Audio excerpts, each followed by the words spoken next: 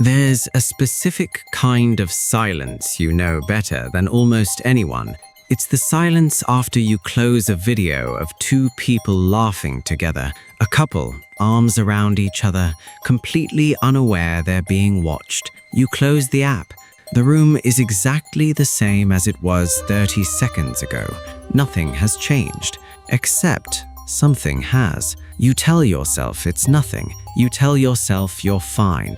You've told yourself that so many times, it almost sounds true now. Here's the paradox nobody says out loud. The men who want love the most are often the ones who have built the most sophisticated defenses against it. Not because they're broken, not because something is wrong with them, but because somewhere along the way, wanting closeness stopped feeling safe and safety won. By the end of this video, you're going to understand why that happened, and I promise you, it is not the reason you think.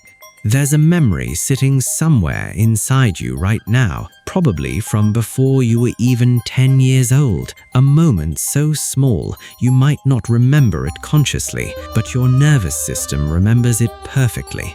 And that moment quietly wrote the rulebook you have been dating by without your permission for your entire adult life. We're going to find it tonight. You've had the conversations, the ones where a relative asks half joking, "So, when are you finally going to bring someone home?" You laugh it off. You say you're focused on your career, your goals, your growth, and that's not a lie. It's just not the whole truth either. Underneath the socially acceptable answer is a quieter one you've never said out loud to anyone, maybe not even to yourself. You want this. You want to be chosen. You want to matter to someone in that specific, irreplaceable way. And yet, somehow, every time an opportunity edges close enough to touch, some part of you finds the exit before you even register you're looking for one. That's not bad luck. That's not just not meeting the right person yet. That is a pattern, and patterns have architects.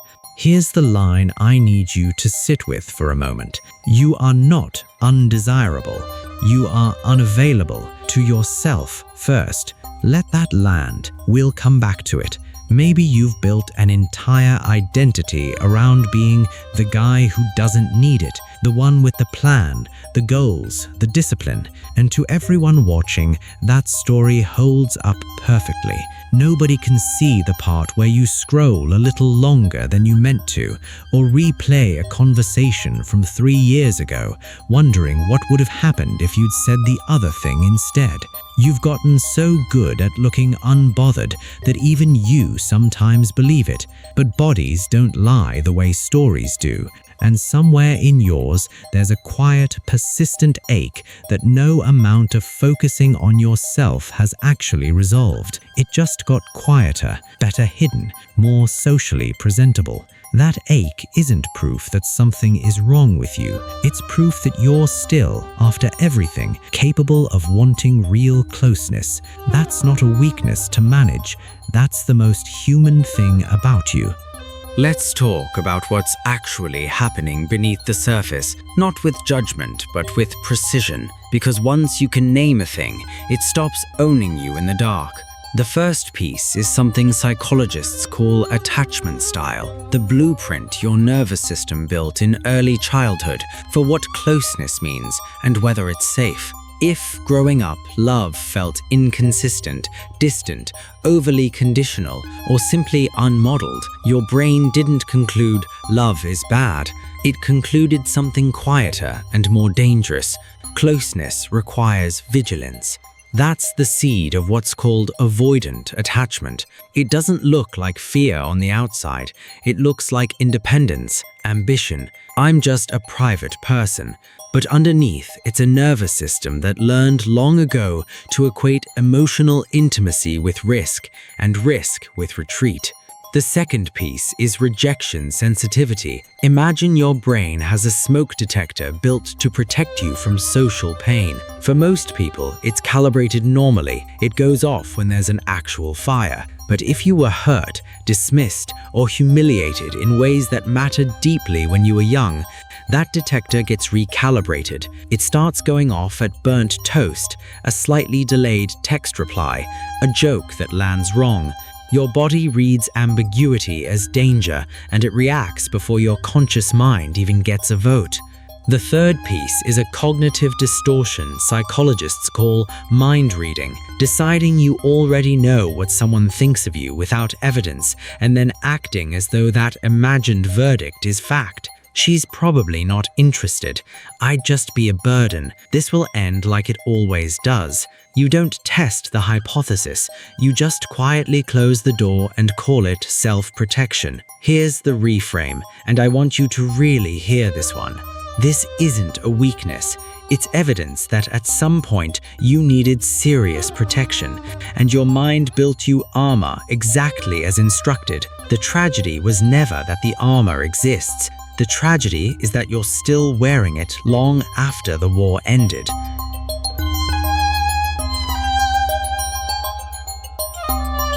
Let's talk about the cost, not in an abstract, philosophical way, in the way it actually feels at 1 a.m. when the apartment is quiet and there's no one to text.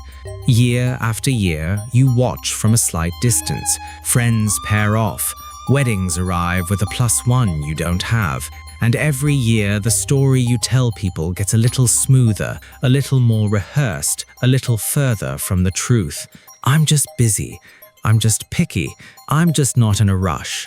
And every year, some part of you gets a little more tired of performing a piece you don't actually feel. The philosopher Soren Kierkegaard once described anxiety as a kind of dizziness, the vertigo of standing at the edge of your own freedom, aware of everything you could choose and terrified of choosing wrong. That's not so different from what happens here. You're not frozen because you don't want love. You're frozen at its edge, dizzy with everything it could cost you if it went the way it went before, even if before was a version of pain you experienced as a child, not as an adult. Here's the identity conflict underneath all of it. Who you actually are versus who your defenses turned you into. Who you are, someone capable of extraordinary loyalty, someone who feels things deeply, maybe too deeply to say out loud, someone who, if given real safety, would love with the kind of steadiness most people spend their whole lives looking for. Who you became, the observer, the one who gives everyone else brilliant advice about their relationships and never once applies it to his own life, the one who has read about love, studied it, understood its psychology better than people who are actually inside it, and still stands outside the glass, watching, narrating, never entering the room. That gap between who you are and who you learn to become is the real ache underneath "I've never had a girlfriend." It was never really about a girlfriend. It's the exhausting, invisible labor of protecting a heart that only ever wanted to be let out.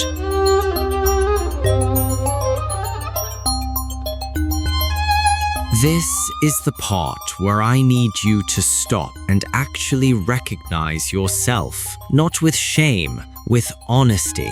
These aren't flaws, they're adaptations, strategies that once made complete sense.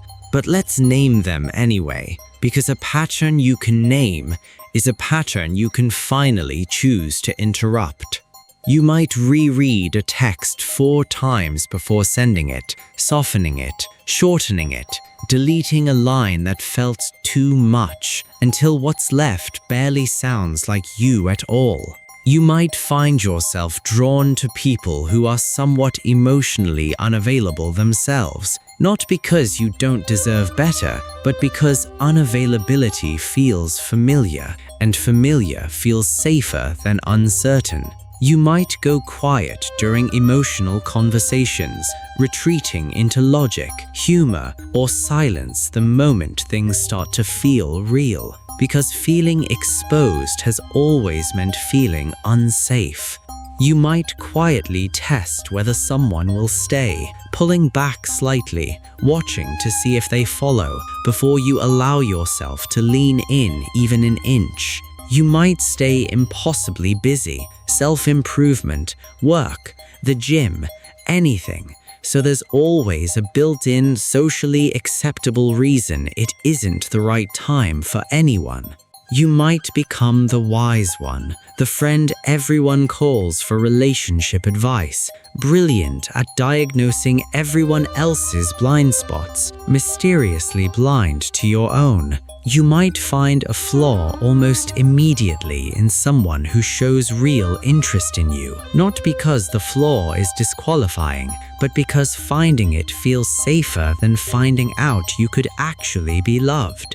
You might self-isolate right at the exact moment something starts to feel serious, going quieter, slower to reply, harder to reach, not out of disinterest, but because the closer something real gets, the louder the old alarm becomes. None of these are character flaws. Read them again, slower this time, and notice they all share the same quiet logic. Control the distance, and you control the risk. It worked. For years, it genuinely worked. That's exactly why it's so hard to let go of. You became someone who survives connection from a careful distance, and for a long time that made sense. It kept you safe. It kept you intact. But it was never actually protecting you from loneliness. It was just choosing which kind of loneliness you'd live inside.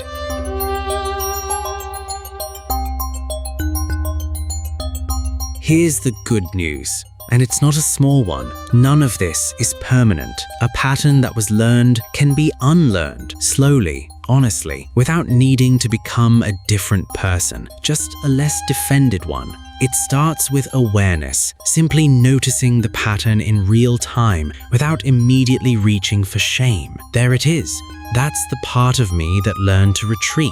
Naming it takes away some of its power over you. Then comes something gentler than people expect. Inner child work, not therapy jargon, just the practice of picturing the younger version of you who first learned that closeness wasn't safe and asking what he actually needed back then that he didn't get. You give it to him now, in small ways, instead of asking every future relationship to somehow retroactively give it to him for you. Then, boundaries. And here's the crucial distinction. Boundaries are not the same as walls. A wall keeps everyone out equally. A boundary lets you decide, consciously, how close someone gets and how fast. Which means, for the first time, closeness becomes something you're choosing, not something happening to you. Then, emotional regulation. Learning to notice your body's alarm system firing, the tight chest, the urge to disappear, the sudden reason to leave, and staying present for 30 more seconds than you normally would. That's it. 30 seconds longer each time. That's how a nervous system slowly relearns what safety feels like. And finally, learning to say the thing out loud. I like you, and that's a little terrifying for me. Instead of performing effortless self-sufficiency while quietly hoping someone will read your mind. There's a line that echoes through therapy rooms everywhere, and I want to leave it with you exactly as it is. You are not broken. You are protecting something that once got hurt. You were never incapable of love. You were just so good at protecting yourself that for a while, protection and connection couldn't exist in the same room. That's not a life sentence. That's just where the work begins.